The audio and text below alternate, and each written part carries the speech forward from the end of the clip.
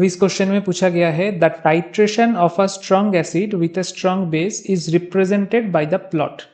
जब भी ऐसा क्वेश्चन है कि strong acid with a strong base, with इस वर्ड के बाद, विथ के बाद जो रहेगा, चाहे वो स्ट्रॉन्ग एसिड हो, स्ट्रॉन्ग बेस हो, कुछ भी हो, आप मान लो कि वो है ब्यूरेट में, मतलब जहां से टाइट्रेशन आप परफॉर्म कर रहे हो, ब्यूरेट के अंदर है स्ट्रॉन्ग बेस। यहाँ पे स्ट्रॉन्ग बेस है ब्यूरेट के अंदर, और नीचे जो बीकर होगा आपके पास, उस बीकर के अंदर क्या है? Strong acid. तो पहले आप बताओ कि पीएच वर्सेस वॉल्यूम कर्व कैसा होगा।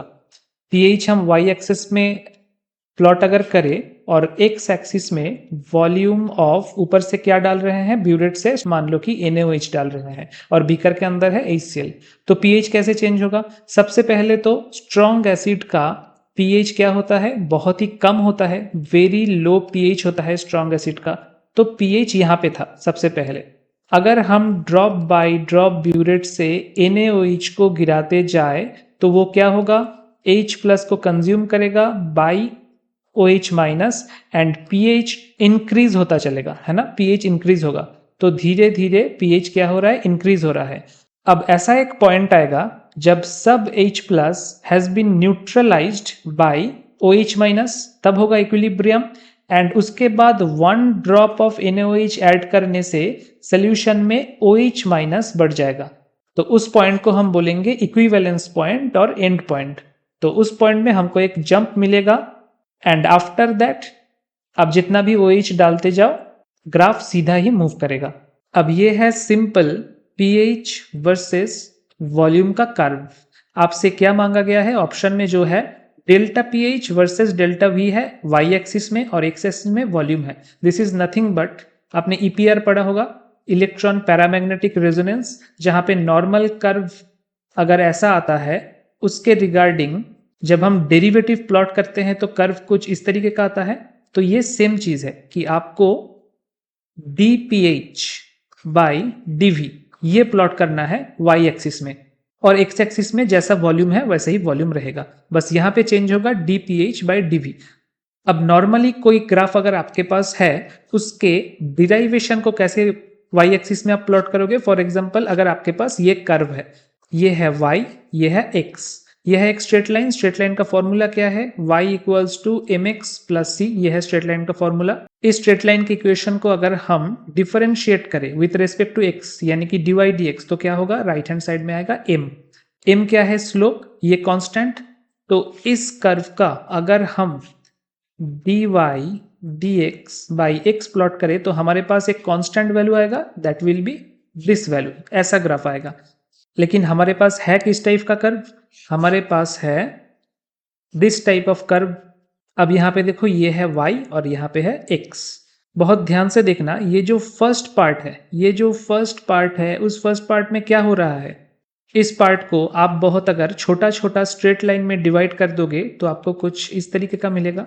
हर एक स्ट्रेट लाइन का एक इक्वेशन होगा, y equals to mx plus c। Difference क्या होगा? जो फर्स्ट स्ट्रेट लाइन है, उसके बाद जब आप धीरे धीरे इस तरफ बढ़ रहे हो तो y का इक्वेशन में जो m का वैल्यू है, वो m का वैल्यू भी इंक्रीज हो रहा है। अगर ये m1 है और अगर ये m3 है तो m3 is greater than m1। उसके बाद जब इक्विवेलेंस पॉइंट आएगा, यानी कि ये लाइन, तब हमारे पास एक ऐसा स्ट्रेट लाइन है जिसका स्लोप है इनफाइनाइट। इनफाइनाइट क्यों? m equals to tan theta. यहाँ पे थीटा कितना है? थीटा है 90 डिग्री, और हमको पता है कि tan 90 डिग्री मीन्स इनफाइनाइट। तो फॉर दिस इक्विवेलेंस पॉइंट अगर हम एक स्ट्रेट लाइन का इक्वेशन लिखे y equals to mx plus c, और वहां पे m अगर इनफाइनाइट हो तो dy बाई dx कितना आएगा? इनफाइनाइट को हम कांस्टेंट मानते हैं, सो dy बाई dx आएगा 0। ये बहुत इंपॉर्टेंट चीज है। पहले क्या हो रहा था? यहाँ पे अगर आप dy dx करोगे तो आपका आंसर आएगा m1। उसके बाद धीरे धीरे और भी अगर dy dx करते जाओगे, वैल्यू बढ़ता जाएगा m3 ऐसे करके। बट जब इक्विवेलेंस पॉइंट आया तब स्लोप हो जाएगा 0।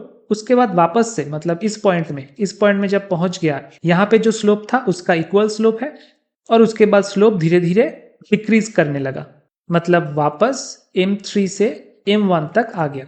तो इसी चीज को अगर आप ड्रॉ करोगे तो आपके पास क्या आएगा, पहले आपके पास लाइन था कुछ इस टाइप का, ये है y, ये है x, और मैंने अभी अभी दिखाया कि dy बाई dx कैसे चेंज हो रहा है थ्रू आउट द कर्व।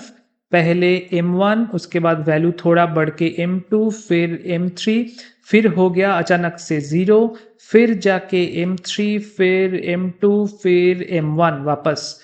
तो इसका कर्व होगा dy by dx by x, पहले कुछ नहीं, उसके बाद एक शार्प राइज, यहाँ पे जाके हो गया हमारा वैल्यू 0, फिर यहाँ से एक शार्प डिक्रीज, फिर parallel. This will be your correct choice. कौन से ऑप्शन में है ये? Option number C. Option number C में देखो, this will be your answer. Option B में आप देखो, यहाँ पे जो ग्राफ दिया गया है ये सिर्फ इसका रिवर्स ग्राफ है। ये कब होता? आप खुद से सोच के बताओ कि ये कब होता। ये तब होता अगर हम बोलते कि बीकर के अंदर है स्ट्रॉन्ग बेस, ठीक है, जिसका pH ऑलरेडी बहुत हाई है, और ऊपर से हम ड्रॉप वाइज क्या ऐड कर रहे हैं, स्ट्रॉन्ग एसिड, तब जाके pH पहले ही बहुत हाई रहता, उसके बाद वो इक्विवेलेंस पॉइंट में नीचे आता। And for this type of graph अगर आप dy dx प्लॉट करते तो आपको मिलता दिस कर्व।